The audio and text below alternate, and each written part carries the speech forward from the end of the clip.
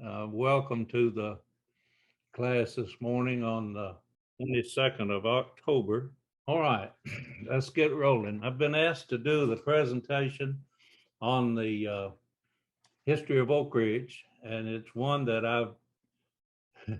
I've given to several audiences. Some of you will think, "Oh, I've already seen this," and if you do, I appreciate and understand if you decide that you've seen enough. But as I always do, I will encourage questions, because if you have questions, I can probably uh, give a better talk about what we want to talk about if I'm focused on something you're interested in. But this will be the more basic presentation of the history of Oak Ridge. And please interrupt me, just unmute yourself and ask a question if you have one. All right, let me share my screen and we'll get started. And as always, if when I'm sharing, if something's not working, please speak up for me, and we'll make sure we do the best we can. All right. So, Oak Ridge history stories from the secret city. I won't spend much time introducing myself, because all of you know me, I think, at least most of you. I will focus for a moment on the fact that Fanny and I have enjoyed travels recently up until COVID. And being a Vietnam veteran, one of the stops that we made in Paris and up to Normandy was one of the most memorable times in my life. We happened to be there at the American Cemetery at Omaha Beach when they had a ceremony for laying a wreath at the bottom of the monument.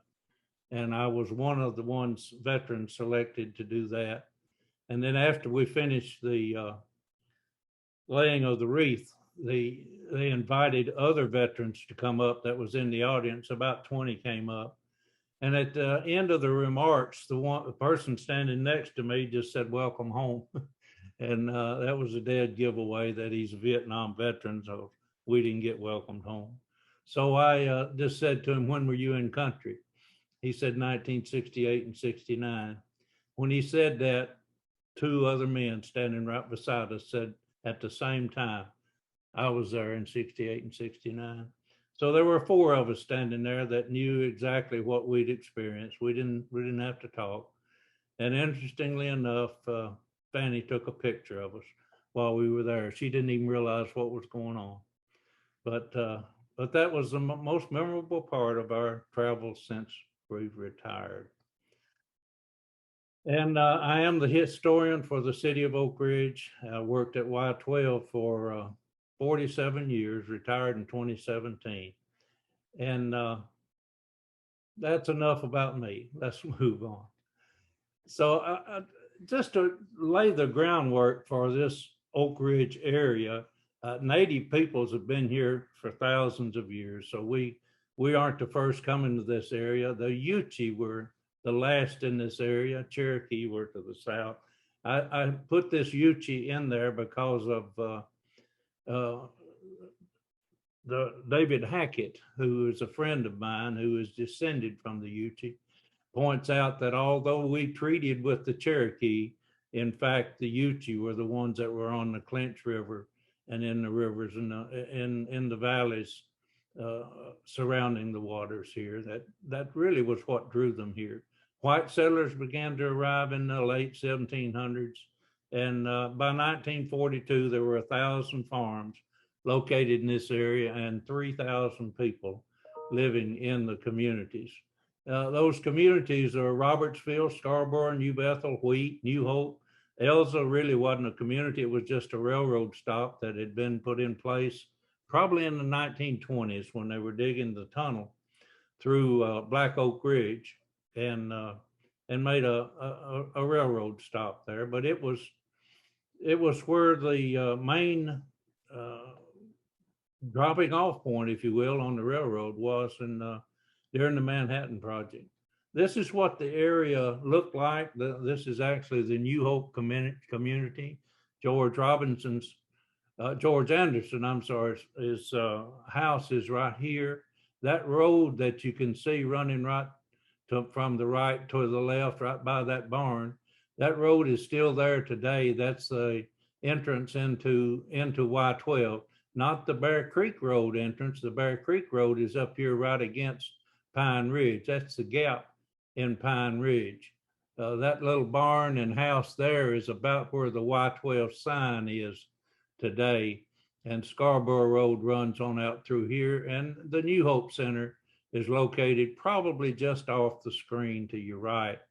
And then the rest of Y12 would be off the screen to your left. The first name for this location was the Kingston Demolition Range. And it was changed to Clinton Engineer Works, and no ing on Clinton Engineer Works. If we were saying it today, we would definitely put an ing on it, but that's not the case. It was not an ing, and that's something that I try to keep accurate, but I have a hard time doing it, even on the historical markers that we have at around town, places like at the Secret City Commemorative Walk. We've used ing, and I can't keep that out. The Army Corps of Engineers, of course, were the ones that were here that had the responsibility for it. It's named Oak Ridge just simply because it was located on Black Oak Ridge. All of the many of the ridges in this area are named for trees. Pine Ridge, there's actually 2 Pine Ridges, Chestnut Ridge. So this one was Black Oak Ridge. And then the 4 sites, 3 sites, actually 4 facilities located on 3 sites, X10, Y12, K25, and S50. Normally here I usually include the fact that these code names did not mean anything. Even General Groves in his book, Now It Can Be Told, said that he couldn't remember any meaning to them. The K25 may have a meaning, that the K may be for the Kellex company that made the gaseous diffusion equipment. And 25 was known to be a shortcut name for uranium-235. They took the 2 off the right-hand side of 92, the atomic number for uranium, and the 5 off of the 235, and they called it 25. They did the same thing with plutonium. They took the 4 off the right-hand side of 94, the atomic number, and they took the 9 off of 239, and they called it 49. And then, of course, X10 is now the Oak Ridge National Laboratory. The Y12 is still Y12, the National Security Complex. K25 is the East Tennessee Technology Park, the Heritage Center. And S50 was the thermal diffusion plant located at the K25 site. So how was it chosen? It was a rural area. This area was. It was inland from the sea. Did General Groves do it? President Roosevelt do it? Maybe Senator McKellar might have had more to do with it than anyone. When this letter came out, Einstein's letter to President Roosevelt, Roosevelt knew it would be an expensive undertaking. I mean, Einstein had told him that Germany's buying up uranium ore and he was afraid they're trying to build a bomb. And Roosevelt understood enough to know that it was going to be difficult and expensive.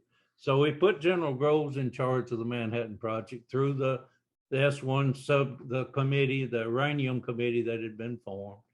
And he also called in Senator McKellar, and he said, Senator, I need to put a large amount of money against the war effort, and I can't let the press or anyone know how much it is or what it's being used for. Can you help me with that? Senator McKellar said, yes, Mr. President, I can do that for you.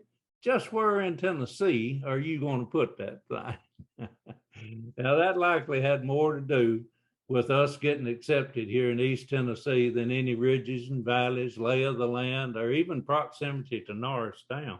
Although they had been looking all through the summer of 42, and Norris and TVA had told them, if you'll put it within a 5-mile stretch running south of the dam, we'll be able to supply electricity for it. So I'm sure that had some influence on the decision as well. I had a chance to interview Senator Howard Baker before he passed away. We went up to his office and set up a television camera, and Jim Campbell was with us, and Amy Fitzgerald. We had a group of us up there and set the camera up in his office, and started off the interview by Jim asking him to tell us about his connection to Oak Ridge. And he said, first, let me tell you how that place was chosen. And he went into the most flamboyant telling of the Senator McKellar story you've ever heard. And when he got through, I said, thank you, Senator, for putting on video the story that I tell everyone who comes to Oak Ridge.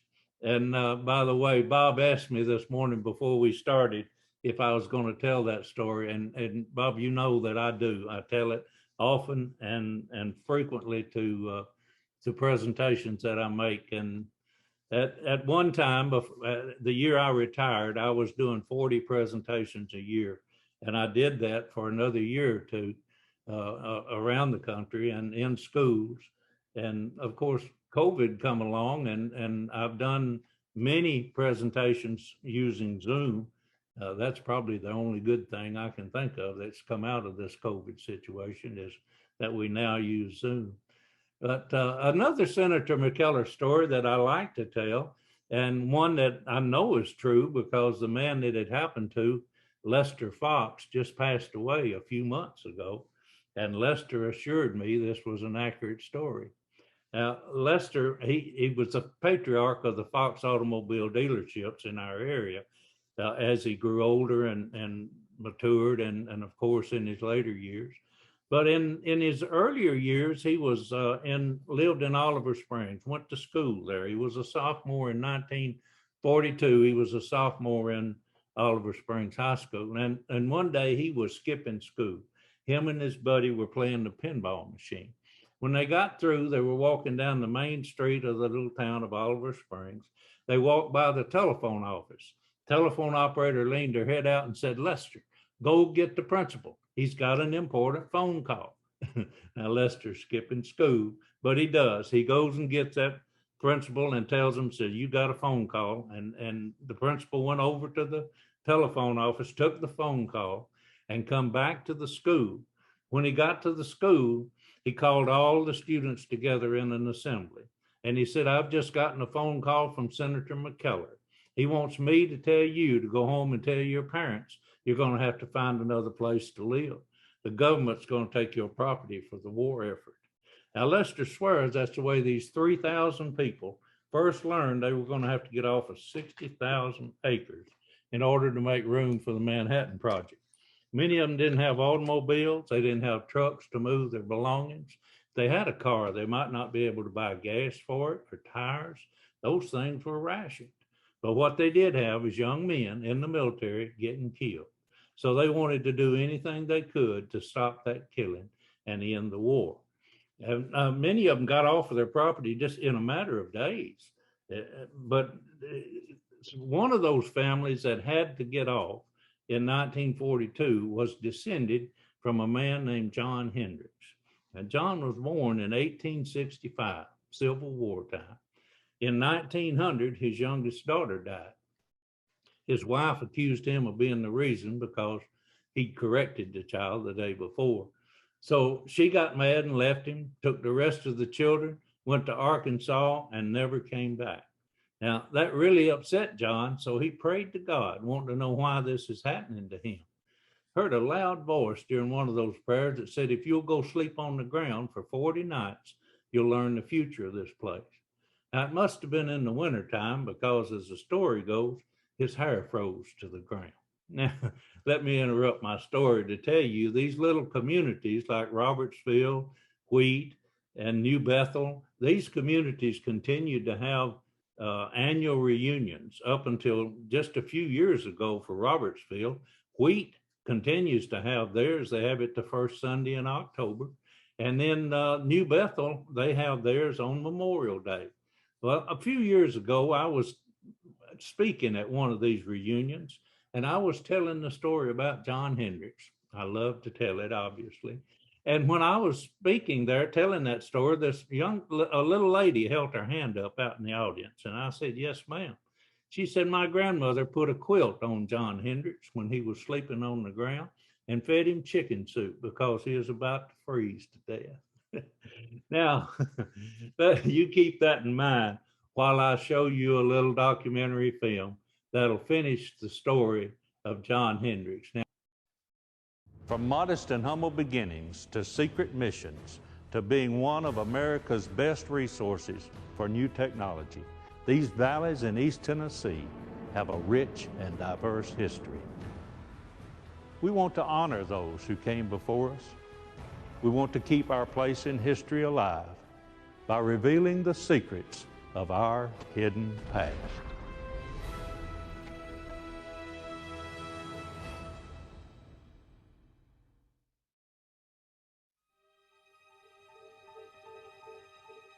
Bear Creek Valley someday will be filled with great buildings and factories, and they will help toward winning the greatest war that will ever be. These words were spoken nearly 40 years before World War II would reach into this peaceful valley, and they were spoken by a man who was considered insane by some, a prophet by others. His name was John Hendricks. At the end of the 1800s, John Hendricks lived with his wife, Julia, and 4 children near where Bull Run steam plant sits today. But then tragedy struck when his 2-year-old daughter died of diphtheria. Because he had recently disciplined the child, his wife blamed John for her death. Julia left John, taking the remaining 3 children with her to Arkansas, and she never returned. Grieving and guilt-ridden, John sought comfort in religion and began praying devoutly. One day, as legend has it, he heard a voice telling him to go into the woods and lay on the ground for 40 days and 40 nights. Heeding the voice's command, John lay down in the forest and prayed for a sign.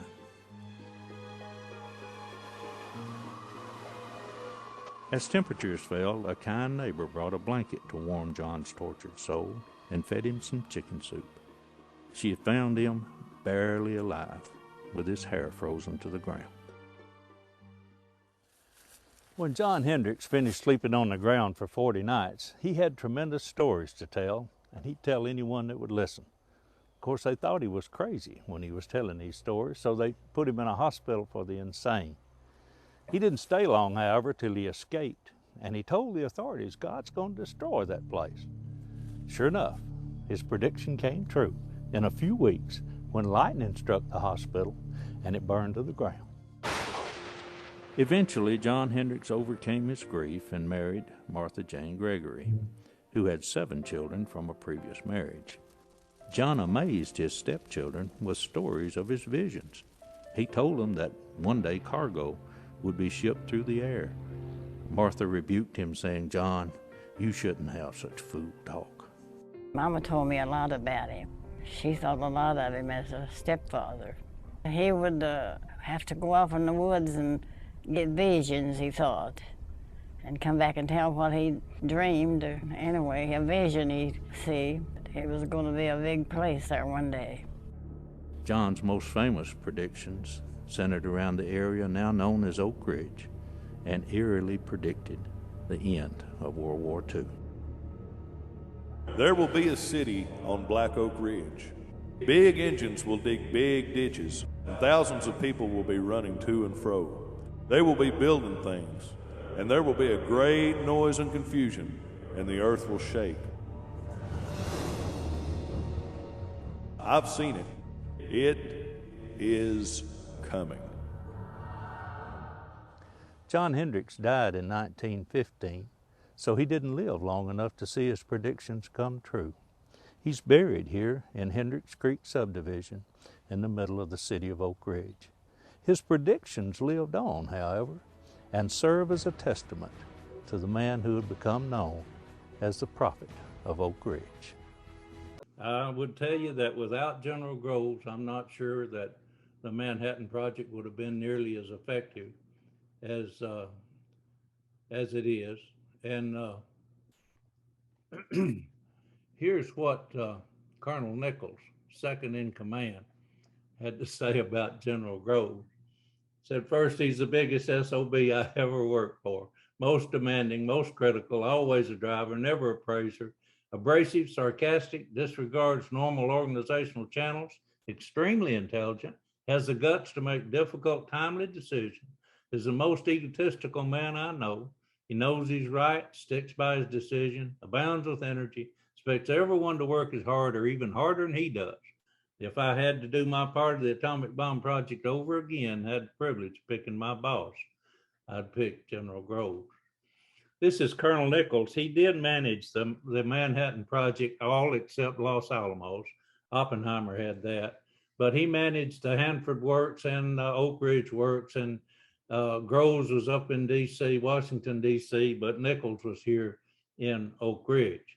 Now, I had the privilege a few years ago of his daughter contacting me wanting to see a picture of the house where she lived when she was here, and I provided that to her. And just within the last 2 weeks, I guess she's a niece of him, of the Colonel Nichols, Major General Nichols when he passed away. But she came to Oak Ridge with her husband and a couple of friends, another couple, and wanted a tour of Oak Ridge. So I gladly accommodated her like I do everyone that asks. And she wanted to see the house. So we went up to the house on Olney Lane and showed her where the Nichols lived when they were here. She had her picture made there with the house. And she met with the director of the American Museum of Science and Energy, Alan Lowe, and I think has some artifacts from the Nichols family that she's going to share with the museum. So it was good to meet her and learn even more. She's doing a lot of research into the history of his life, especially. She's interested in what he was doing here in Oak Ridge, of course, but also what happened later in his life as well. They were a good team. He managed the day-to-day activities and Groves the major decisions and the overall management. An interesting story about the two of these and the governor of Tennessee. They didn't tell the governor when they bought all this land and made it into a federal reservation. They really didn't even deal with the governor's office. So they decided not too long after getting started down here, it'd be a good idea to make the governor aware. So they decided to write a letter and have it delivered to him. And they did. They sent a captain down, and the governor was Prentice Cooper. And Prentice Governor Cooper saw the captain out in his outer office, and he made him sit out there all day. Finally, at the end of the day, he went out and said, "What are you doing here?" They said, "Well, I've got this letter for you." So he gave him the letter, and the governor read the letter, tore it in half, and threw it in the trash can. So the captain came back to Colonel Nichols and said, he didn't like your letter. And Nichols and Groves talked about it and said, "Well, we got to do something here to straighten this out." So they decided Nichols would talk with him. And actually, they invited the governor to come to Oak Ridge, brought him here, and had set up a great reception for him. I believe it was in the lobby of the guest house. And they had created a large bowl out of ice that they put the punch in, and they had spiked the punch. So they were going to entertain the governor with this great bowl of spiked punch. And when he walked in the front door, the bowl broke and all of the liquid come flowing out onto the floor right at his feet. His comment was, if you got any more demonstrations like this, I'm not sure I want to see them. This is what Y-12 looked like in 1945. These large buildings, starting there with Alpha 1, Alpha 2, Alpha 3, and then you've got Beta 1, Beta 3, and there's Beta 2, and then Alpha 4, Alpha 5, and you can see a portion of Beta 4. Those buildings are still standing today. Alpha 2 is, I think, being prepared as much as any of them. Alpha 2 and Beta 1 are probably being slated to come down in the not too distant future, and some of the rest of them will. The one that's being preserved is Beta 3, and it has the calutrons in it, and it, along with building 9731, which is the building in the center going across the site there, those two buildings are a part of the Manhattan Project National Historical Park and will be preserved. You look in the upper left, you can see the biology complex. Those buildings are the most recent demolition at Y-12, where they have just been taken down, and that's where the new lithium facility will go in the not too distant future. But that's what it looked like in 1945.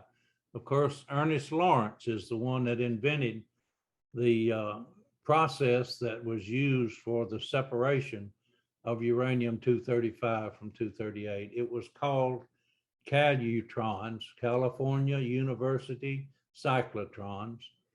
This one was located in Alpha 1, and it's an oval shape. That's why they call it the racetracks. But it was actually batch processes. There'd be 96 calutrons in these two oval racks. The two magnets would be standing there when these vacuum chambers would be inserted between the magnets. And again, it was a batch process. The material, uranium chloride, would go in at the bottom, be injected in, electrically attracted in between the magnets in that magnetic field, and that would cause it to bend. And the 238, being slightly heavier, 3 neutrons heavier than the 235, would make a slightly larger arc. So when you caught the material up at the top of the arc, down at just a little bit below the 238 would be the 235. Again, in 1,000 pounds of uranium ore, there's only 7 pounds of uranium-235.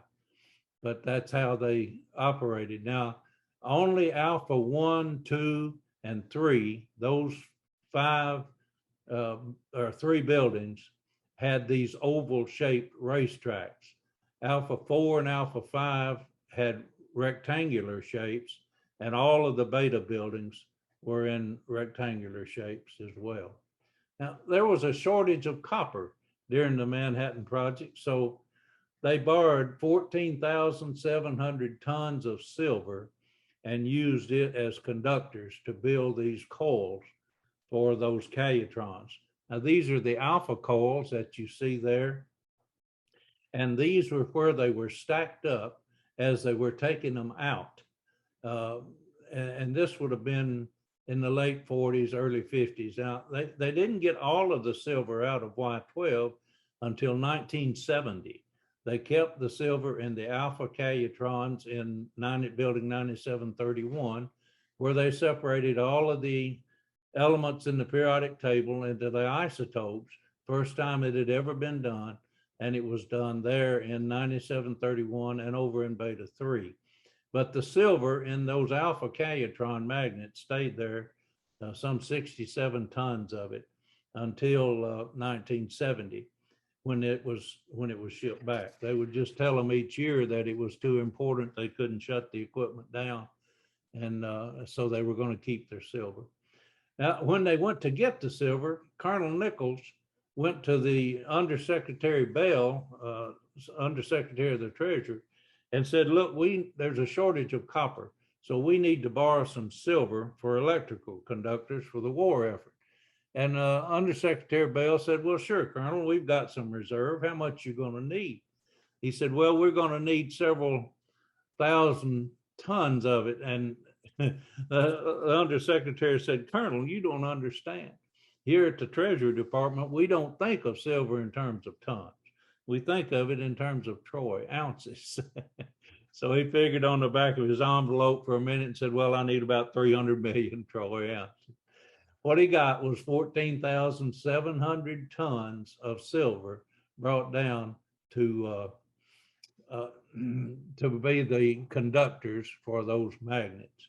Now, I was given this presentation not too long ago, and one of the members in the audience happened to be a son-in-law of this man here. And he told me that that man was Dave Jennings. I didn't know that until then, but I worked for Dave Jennings. He interviewed me for a promotion from an electrician to a supervisor or to a planner estimator position.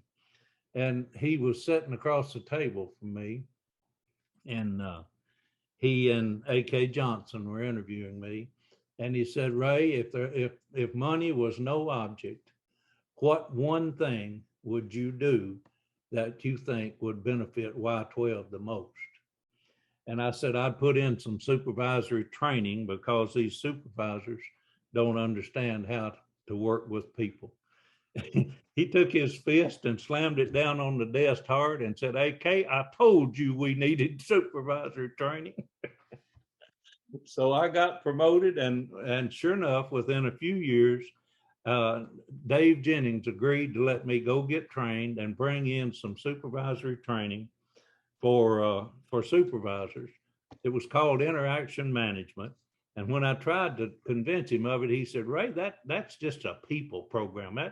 I don't know if we need that. And I said, yes, sir, that's what they need. The three key principles are maintain or enhance self-esteem, listen and respond with empathy, and ask for help in solving the problem. Those are the three key principles of the training program. He said, okay, Ray, I tell you what. And one of the aspects of the training program was that line managers, middle managers, had to be the instructors because they had to model this behavior if the supervisors were going to be expected to do it. He said, okay, Ray, I'll let you do it on one condition. I said, what's that? He said, you train A.K. Johnson to be one of the instructors. I said, okay, I can do that. So I took A.K. to Pittsburgh with me for the training program, helped him every night to make sure he was going to get certified. He got certified. I came back, told Mr. Jennings that we had it done now. A.K.'s trained. I'm not sure he ever taught a class, but I got the program in. And it's something that stuck with the management style at Y12, and I'm proud of that because those key principles are still understood and hopefully practiced out there. That's what Y12 looks like today. This is the New Hope Center down in the lower right, and the History Center is just inside the New Hope Center. And it hadn't been open because of COVID. But we're hoping that by March of next year, we will have it open again, and we'll have the DOE public tours starting back up in March, and it'll be included in those tours. The other white building you see down there is the Jack Case Center. And then beyond that, the other white building is the highly enriched uranium materials facility. And you can still see, if you look close, you can see those 9 large buildings that had the calutrons in them, still standing, at least for now. Of course, the biology complex is gone. And at this image, you can see many buildings are gone. We actually tore down over 300 buildings. There were 800 out there in 2000. By 2017, when I retired, there were only 500 buildings, and 300 of them had been torn down. And they're still taking more of them down now. And they're building as I mentioned, the lithium center here, and emergency response centers being built too. So Y12, the face of Y12 is changing. These are what we call the Kayatron girls. They were the young girls right out of high school that were operating those uranium separation units called Kayatrons. Now, they didn't call them Kayatron girls back then. They called them cubicle operators. These panels that they're sitting in front of was called cubicles, and each one of them would correspond to one of the batch processes out in the racetracks. And this young lady sitting right here in the front, right front, is Gladys Owens. Gladys worked at Y12 from January till August of 1945. And she was from Kentucky. One of her best friends got a job down here in Oak Ridge and sent Gladys a letter. Said, Gladys, you need to come to Oak Ridge and get a job. There's men down here. There wasn't any young men up in Kentucky in their hometown. They were all in the military. But this was a military base down here. The Special Engineer Detachment was here. So they were young soldiers here. So Gladys came down, got her a job, worked that short period of time, and then she left and later came back in 2004. She came back and saw this picture up on the wall in the American Museum of Science and Energy. And she told the director, Steve Stowe, Steve just passed away within the last couple of months, told Steve that that's me in that picture up there. So Steve called me. He said, Ray, I found you a Kayatron girl. Now, that's where that term came from. It's become very popular. It's being used a lot. And these young ladies that are now in their 90s were tickled to death to get to be recognized. Of course, this is the same picture that Denise Kiernan saw that caused her to want to write the book, The Girls of Atomic City. She called me and said, Ray, I want to write a book about the women in Oak Ridge. And I said, well, I'll help you. I'll introduce you to them. And I did. I introduced her to Colleen Black. That was all I had to do. Colleen took over from there and introduced her to all the rest of the women that she wrote about in the Girls of Atomic City. When Gladys came back in 2004 and Steve called me, I took her out to Y12 and we set her up on one of the stools out in Beta 3, building 9204-3, and we took her picture. She said, Ray, I never did know what I was doing when I was working out here. Now, of the 22,482 people working at Y12 in August of 1945, only about 100 of them, the chemists would have known that they were working with uranium. Not sure they would have known exactly what they were doing because it'd never been done before. But these young girls didn't have any idea what they were doing. They were just doing what they were told. They were turning these knobs, keeping the meters on a certain reading that they were told to keep them on, and doing that all day. If the unit got out of control, these red light bulbs up here, you see, those red lights would come on, and then some engineer would come and put the thing back into control and get it where the young girls would just sit there and monitor the meters and turn certain controls to make those meters read right. So I told her, I said, sure, Gladys, I can show you. I opened up one of these cabinets and I said, Gladys, when you were adjusting those knobs, you were changing the value of a rheostat down here. She reached over and tapped me on the arm. She said, Ray, I still don't know what I was doing, but I know if I had any bobby pins in my hair, they'd just go stick to the wall somewhere. Largest magnets in the world were there at those Kayatrons at that time. Now, going back, let me show you one other lady in here. This lady on the left, the third one back, sitting in a stool, is Ruth Huddleston. Now, Ruth is she's the last Kayatron girl that I'm aware of that can still tell the stories and talk about her experience there. And interestingly enough, for a number of years, I haven't done it recently, but for a few years even after I retired, when they would bring folks down from Washington, D.C., the Department of Energy, they would want to meet a Calytron girl. And I would take her, and Peggy Stewart went over with me some too. And we'd go over and let the dignitaries coming in, let them meet a Calytron girl. And Ruth was the one that I took over to meet the lady that was put in charge of the National Nuclear Security Administration. And they had an interesting conversation. Ruth and I have a way that we talk to one another so that she can tell the story that she didn't know what she was making when she was working on the Calytrons. And then I'll ask her what she thought when she learned what she was doing. And she'll always say, well, I learned it at work. My supervisor told me. And my boyfriend was in Germany and already told me he was headed to Japan. So I was glad. I mean, I thought we had done something that would help stop this war, and maybe he wouldn't have to go to Japan. And then she said, I got home that night and I saw in the paper and heard on the radio how many people we had killed. And she said, I got so depressed I couldn't sleep for a week because I'd been part of that effort to kill all those people. And then she is interesting how she can tell that story. And she said, and I just decided I wouldn't think about it anymore and I wouldn't talk about it. And she didn't. For years, she went on to be a counselor in the Morgan County school system, a teacher, and then went to University of Tennessee, actually took her children with her over there.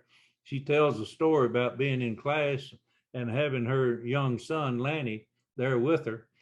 She would leave her daughter over to the library, but she had to take Lanny with her. She said he wouldn't behave. So she was sitting in the class and the teacher asked a question and nobody answered the question. It was just real quiet. And then Lanny spoke up and answered the question. So when it got time for him to go to college, he didn't go to UT. And she asked him, why don't you want to go to UT? He said, no, Mama, I've already been there. So he went to another university. But Ruth is a good one. When she started talking about it, because her granddaughter had a project at school to do the research on Oak Ridge history. And she was over at her grandmother's house, at Ruth's house, and working on her homework. And Ruth said, what are you working on? And she told her, and she said, well, I can help you with that. I used to work out there. Well, now that's the first time her family even knew that she'd worked in Oak Ridge. So that she helped her granddaughter with that project. And then a few years ago, I got a call from a Japanese television company that wanted to do a documentary on the anniversary of the dropping of the bomb, Little Boy, in August. They wanted to do a documentary to come out about that time in Japan. So I told them I'd help them, just like I do all of them that call. And so I did. I helped them. And one of the things they wanted to do was to interview a Calytron girl. So I introduced them to Ruth. And when they got to talking to her, they literally changed the scope of and the direction of that documentary. And they told the story, but through Ruth's granddaughter's eyes.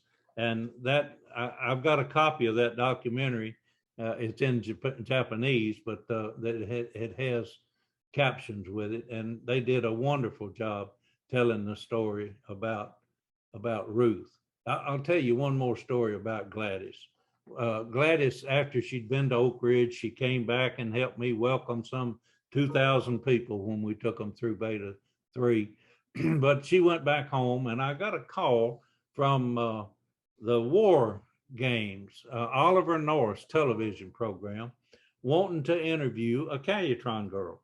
So I said, okay, I'll set you up with one. I called Gladys and I said, Gladys, I've got this television program that wants to interview you. And she said, oh, Ray, I don't feel too good. Said, I'm at home all the time now. And why don't you get somebody else? I said, okay, Gladys, I can do that. I'll get somebody else. And right before I hung up, she said, now, who'd you say that television program was? And I said, well, it's Oliver North and his war game story program. She said, Ollie, I watch him all the time. Would he come and interview me? I said, I don't know. I'll ask him. So I called him back and I said, I can get you an interview with a Calytron girl, but there are two conditions. They said, what's that? I said, first, you have to come to Kentucky and interview her in her home. And second, Oliver North has to do the interview. Well, they agreed and went down and interviewed her. She called me after they finished and said, Ray, you made my day. Ollie was here. So she got interviewed by Oliver North.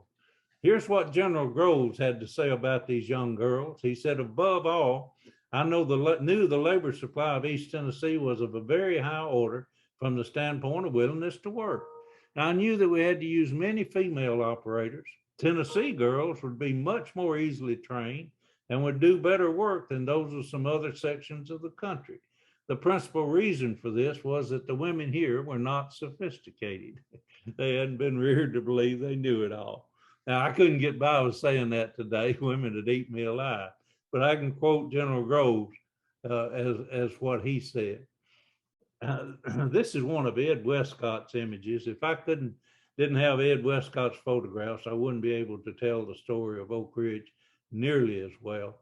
But in this one, he was standing in a pickup truck, in the bed of a pickup truck, looking down the place where they walked out of the plant, and you can see the two buildings that are in the background. That's Alpha 3 and Alpha 2, or I believe are Alpha 2 and Alpha 1, I believe is what that is. And yeah, it is, because I recognize this is the original administration building that's gone now. But this is Alpha 2 and this is Alpha 1. So they were walking out, and Ed told them, said, walk toward me. And now notice this man standing there, he's not walking, but all these girls are walking just like he told them to. And when we opened the New Hope Center in 2007, I put this picture in the newspaper, in the Oak Ridger, and I said, any of you women that are still alive, and you want to join us, come for lunch on the day we're doing the ribbon cutting. And I had 5 of them contact me, and 4 of them came. This lady here, Dorothy Coker, came. This lady with the black sash around her waist, this lady with the white collar, and this one over here with the coat over her arm, she was Miss Atomic Bomb in 1945. And so they all came, and we included them in our lunch reception for the ribbon cutting. Now, when we were creating the documentary films, the Nuclear Family, 4 30-minute episodes that we made for public television, we needed a way to wrap that thing up. So we decided to recreate this photograph of the women leaving the plant. Well, we got a mixture of people to walk toward the camera and made the picture. And we put Ed Westcott in the picture where that man was standing before, back there not moving. And we told Ed, that's me walking behind him saying, Ed, don't move, stand still. And we used that to wrap up our documentary film. So this is what Little Boy looked like. This is the graphite reactor where they proved that you could produce plutonium with in a uranium reactor. And then this is what Fat Man looked like. It was dropped on, it's a plutonium bomb that was dropped on Nagasaki. Now let me tell you about the Potsdam Conference. Notice the date, July the 17th, 1945. You'll remember on July the 16th, they exploded the gadget out in the deserts in New Mexico near Alamogordo. And they had sent a telegram to President Truman saying that the baby arrived and was fine, and let him know that the actual explosion had taken place. So he was there with Stalin and with Churchill, and they decided Truman would tell Stalin about the bomb that they were developing. When he did that, Stalin already knew. He said, I know. And the reason he knew was because Klaus Fuchs had provided the plans to Fat Man before we ever used it, had provided that to Russia. Now, Klaus Fuchs came over with the British scientists that came at the start of the Manhattan Project. His expertise was in enriching uranium using gaseous diffusion, but I don't find any evidence that he was ever in Oak Ridge. He was out at Los Alamos, worked out there. We did have some spies that were here. The most famous one, George Koval, is the one that Putin recognized after his death by giving him the highest civilian honor. But he was here in Oak Ridge and was also up at Dayton, Ohio, at the where they were producing the polonium for the initiator for the plutonium bomb. And I'm convinced that his information that Koval provided about the complexity of Oak Ridge and the difficulty of separating uranium-235 is maybe one of the reasons, along with what Klaus Fuchs did, giving them the plans to Fat Man, that caused Russia to go with that design. They actually froze the design and just replicated the Fat Man design for their first explosion. Now, Fuchs was put in prison after the war, and he was given a 14-year sentence. He served 9 of those years and was let out. And then he gave the plans of Fat Man to China. So he's done more to spread the knowledge of nuclear weapons than anybody, maybe other than Professor Khan in Pakistan, who made the centrifuges that are being used in North Korea and Iran. Now, changing the pace just a little bit, this is an aerial view, or a satellite view, if you will, a very high view of the city of Oak Ridge, Y-12 just across Pine Ridge, Oak Ridge National Laboratory down in Bethel Valley, and of course the East Tennessee Technology Park now is where the K-25 and S-50 sites were located. Now that's where Kairos Power is putting a demonstration small modular nuclear reactor, going to be putting it right here where K-33 and K-31 was, over at the K-25 site. And speaking of the K-25 site, this is what the K-25 building looked like, half a mile from one end of the legs of the U to the other. So it would have been over a mile all the way around it.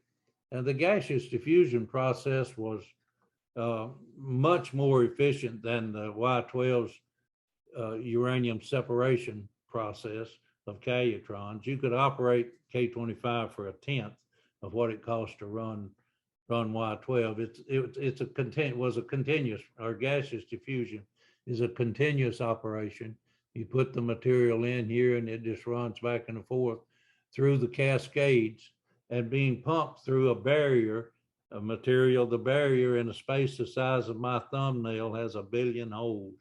And as that material goes through, the U-235 goes through a little faster, a little easier than the 238. So if you do that 3,000 times as it goes around this continuous operating process, you'll get a greater accumulation of 235. By December of 1946, they were able to produce weapons grade uranium here at the K-25 building. So they shut down the calutrons at Y-12, and the population went from 22,482 in August of 1945 down to less than 2,000 in December of 1946. And then Y-12 picked up its mission that it's had for the rest of its mission life, and that is the production of the uranium parts and lithium parts for the nuclear weapons. All of the nation's secondaries for nuclear weapons are produced at Y-12. and they were during the Cold War, some 8,000 people working out there, producing as many nuclear weapons as we could. And of course, the Soviet Union couldn't keep up, literally broke their back trying to keep up with the production capabilities at Y-12 and the rest of the nuclear weapons complex. All of the highly enriched uranium and weapons today came from the K-25 gaseous diffusion process and from the Portsmouth, Ohio process. But this one shut down in '64. The rest of the buildings in K-25 location shut down in the mid 80s, 85, 86 time frame. And now Portsmouth and Paducah are both shut down. So there's no gaseous diffusion processes operating in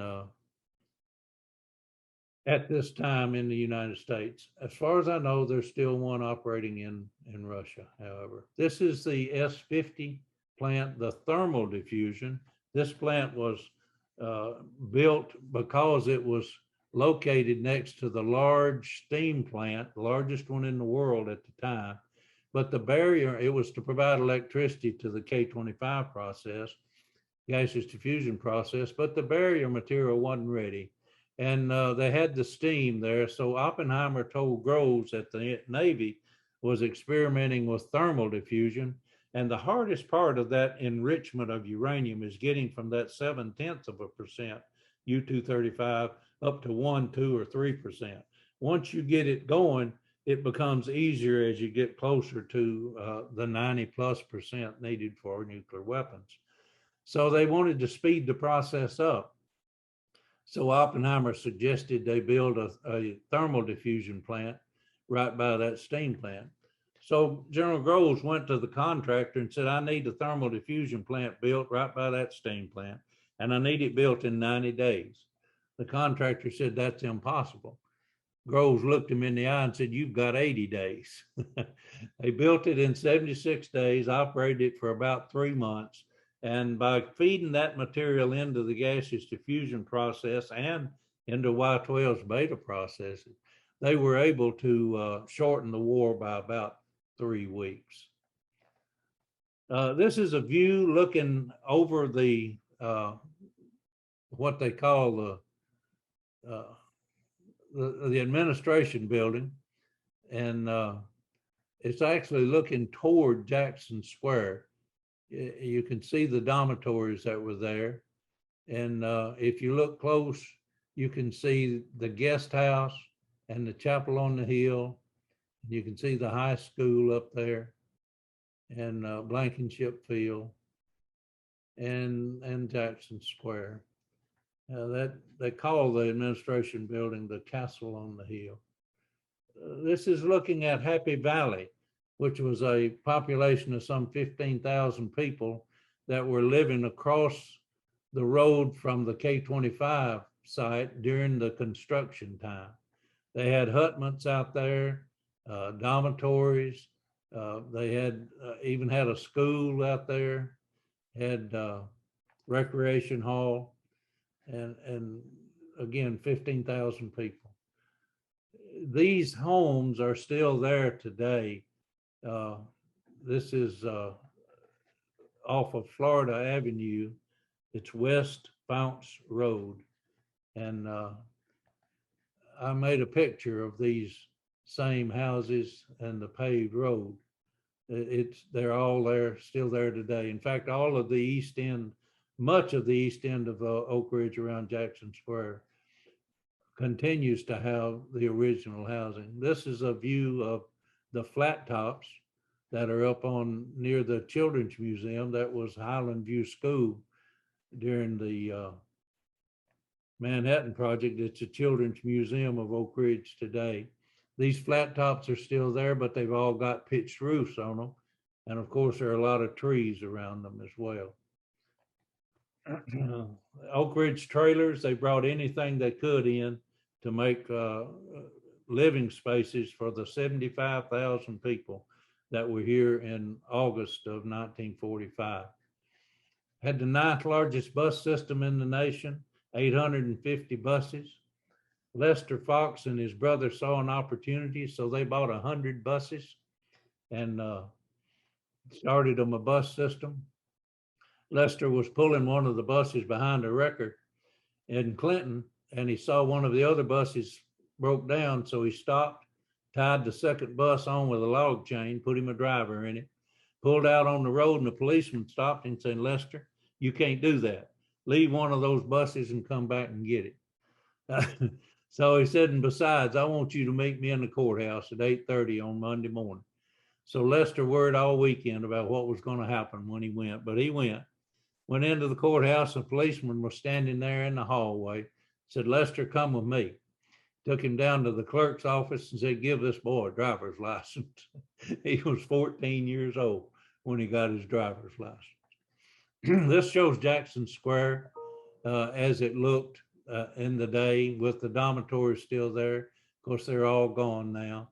And the steam plant that was located there across the street, and the administration building of the castle on the hill. That's what Jackson Square looks like today, with the fountain in the center of the parking lot. This is the guest house as it looked in the day. It's been converted now to a senior living center, and it's a beautiful location. The lobby has some historical displays and is designated as a part of the Manhattan Project National Historical Park. I love Big Ed's Pizza. And other things that are happening, Main Street in Oak Ridge, the American Museum of Science and Energy is at a new location. We do hope to start these bus tours back by March of next year. And there's a lot of virtual tours, a lot of online capabilities that our museums are doing now.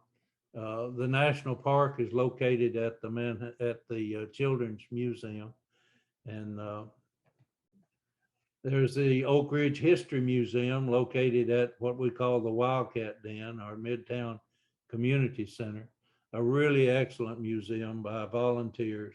It's open Thursday through Saturday, and I would encourage all of us to take advantage of that. The Y12 History Center, not open at present, but has been upgraded somewhat, and they have a model of Little Boy out there now. I'm proud to say that when they put the model of Little Boy out at the K25 History Center, I made Y12 aware of the person that had made that model, and they procured one for Y12. So we have a model at the Y12 History Center, we have one at the K25 History Center, and we have one at the American Museum of Science and Energy. It's a little hard to see in that it's up in the ceiling, but it's located there in the museum. Scenario view of Y12 today. Just another look at what, and the uranium processing facility is going there just west of the highly enriched uranium materials facility. And that's under construction now. In fact, much of it is completed. I'm not going to show you this documentary, the little film that shows it being constructed. It's a time-lapse video. That's the highly enriched uranium materials facility. The Oak Ridge National Laboratory with large computers in this section back here. Soon to have Frontier, will be the fastest, most powerful computer in the world. The high flux isotope reactor. The spallation neutron source, soon to have a second target facility. And the K25 or East Tennessee Technology Park Heritage Center, with all of the buildings gone, or most of the buildings gone, that were there during the Manhattan Project. Quickly show you one other thing. We Oak Ridge is very active in going and bringing nuclear material from around the world and bringing it back to Oak Ridge. The laboratory NY12 joined together. This is the first project that was Project Sapphire in 1994. When they were planning this project, I was the associate director for the facilities management organization at Y12 and had the maintenance folks working for me. The leader of the groups came to me and said, Ray, I can't tell you where we're going or what we're going to be doing, but I can tell you we're going to take a diesel generator with us. And all of the people I'm taking with me know how to handle uranium, but none of them know how to keep a diesel motor running. So we need to take a maintenance person. So I said, okay, I'll get you one. So I went and talked to Mike Blaylock, a supervisor that worked for me. And I said, Mike, I can't tell you where you're going or what you're going to be doing, except there's going to be a diesel generator there that they need to keep running.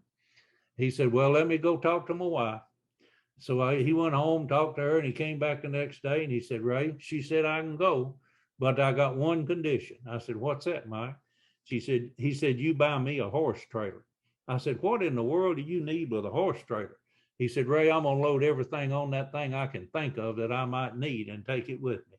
So I bought him a horse trailer. He loaded everything on there from the little screws for your safety glasses to the largest pipe wrench we had in Y12.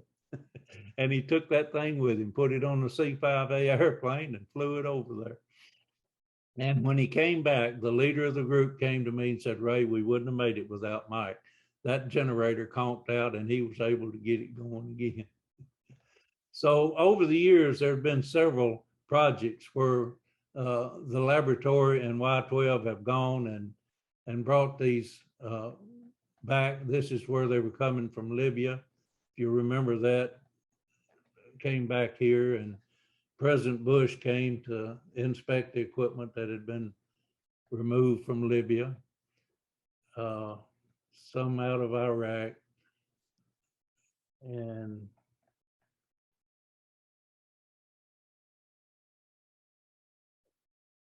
several others. This one was run down in Chile. On this one, they had a earthquake happen at the port where they were supposed to leave, and they had to change their plans.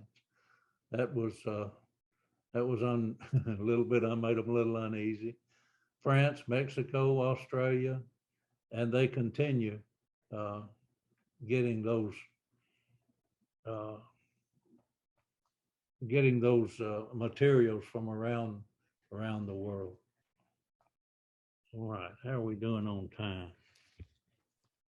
Let's stop for some questions, and let me unshare my screen. And if you want to ask any questions, unmute yourself and just ask away. I hope you're had as much fun going through that as I did. I know some of you've already heard some of it, but I appreciate you staying with me. Any questions, anything you'd like me to address? Just, that was great, Ray. And I learned a lot. And I want everybody to know we finally found the K-25 History Center. Oh, good. It's not easy to find. I'm trying to get them to put some big signs up, but those little old bitty signs are hard to find. I know. Right. It's across from the pond, everybody. Yeah. You just turn in right there at the pond and go and make a left. There's a little sign there. It's in the second floor of the fire hall there, right at the base of the K-25 footprint.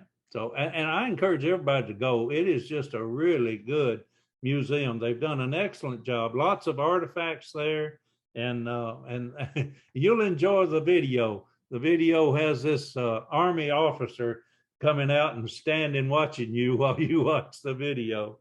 But they've done a good job with it. Thank you. It's free, and the young lady there was, really interesting, showing us what else is going to be developed around there. And there was a family from Indiana that we were walking through with. They were really interested.